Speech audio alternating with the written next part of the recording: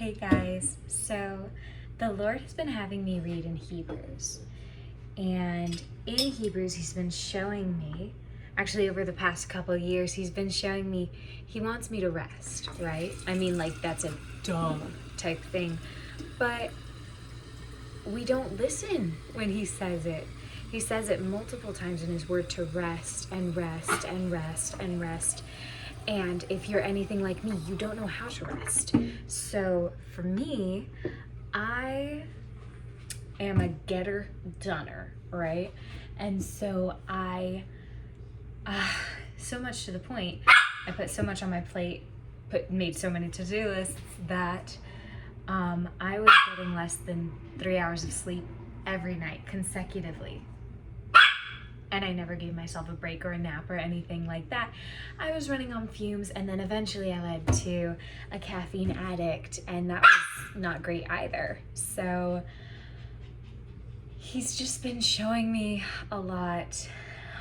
Since then, I've gotten a little better in the past less than 2 weeks, which is miraculous for me because I do not allow myself to take siestas.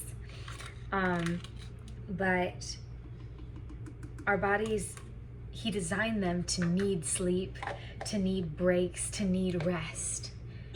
And in Hebrews, like I said, he showed me the disciples in the wilderness failed to enter his rest. And it says, because they didn't obey him. And that's true. They didn't obey him and they couldn't enter his rest. And then it says, because of unbelief. The reason why they didn't obey him was because they didn't believe. And that is so profound.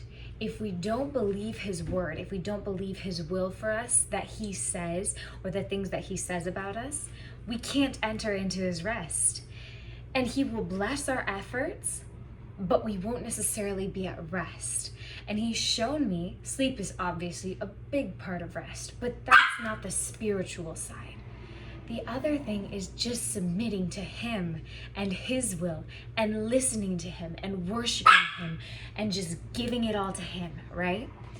And so I am unable to enter his rest because of my flesh if I don't worship him, if I don't spend my time with him. It is incredibly hard for me to be at rest. And it's also incredibly hard for me to be at rest, especially when I'm with a bunch of people, if I have caffeine. I am on edge the entire time, heart's just a beating. And so he's guiding me in those things and how to navigate through those things as well. And he will. He's so gracious. He guides us in everything we do. And he blesses it. Like I said, he blesses everything we put our hand to. He guides us to the green pastures. He leads us beside the still waters. That's Psalm 23. That's a beautiful picture about rest. Like, we're not by a flowing stream, even though that's beautiful too. It's all his creation. It's not peaceful. It's not restful. And that is what he's trying to show us. He is our good shepherd that takes care of us. We don't have to worry about the wolves or the predators or anything that would try to attack us. He has the rod to defend us and the staff to pull us out of any ditches we fall in. And it is beautiful. And he will take us along. The green pastures are food and nutrients for us, and they're peaceful and just a nice breeze blowing, and the still waters are beautiful, refreshing water for us to thirst no more. He leads us through and to those things so we can lie down in green pastures and walk beside the still waters, and it is so beautiful. He wants us to rest so badly, and when we are at rest, even though it seems counterintuitive, that's when we get the most done, because we are allowing him to do the work, which is, to the human mind, it makes no sense.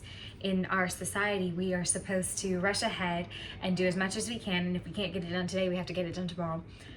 That's not what he does. He's so good. Like I said, I've been resting more. I've been giving more time to him. Anytime that I feel I should be in a rush, I've decided to take that time and praise up in my room. And don't you know, every day has seemed so much more peaceful, so much more joyous. I have had an abounding love and forgiveness. I already have that, and we can tap into it anyhow because we have the Spirit of the Lord on the inside of us. But it's so much easier.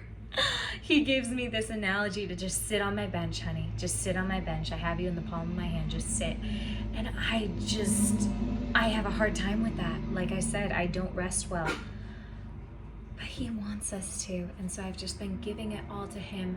All of my to-do list, all of the food preparation and the cleaning and the chores and the work and everything. Give it to him. He will multiply the time. He made time. He'll multiply it for you. And he will also give you peace, rest, joy, and the fruits of the Spirit with it. So just put God first.